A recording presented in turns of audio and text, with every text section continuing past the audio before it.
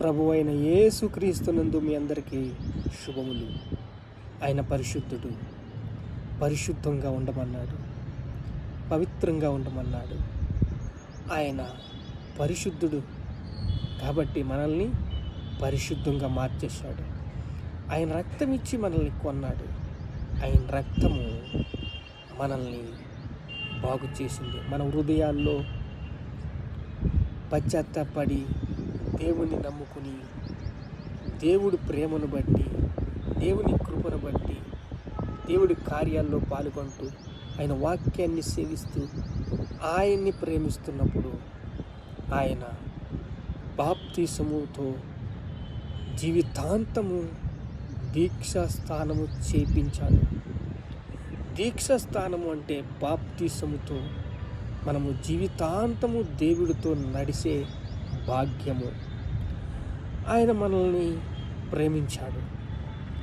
ఆయన మనల్ని నా కట్టడలను అనుసరించండి అంటే నిబంధనను మీ హృదయంలో ఉంచుకోండి. యోషువ గ్రంథంలో కూడా యోషువ దివారాత్రము దేవుని వాక్యాన్ని ధ్యానించు, ఆ వాక్యాన్ని అందరికీ వినిపించు అని చెప్పాడు. నిబ్బరము కలిగి జీవించు, నిర్భయముగా జీవించు. నీవు వాక్యాన్ని వారికి ఇయ్యి. దివరాత్రము వాక్యము సేవించాలి.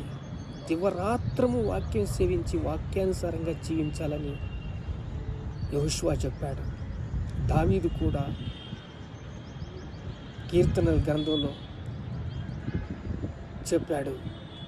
ఏమని? దివరాత్రము యెహోవా ధర్మశాస్త్రమును ధ్యానించు, నా హృదయంలో పాపము చేయకుండానట్లు నీ వాక్యమును దాచుకుని ఉన్నానని చెప్పాడు.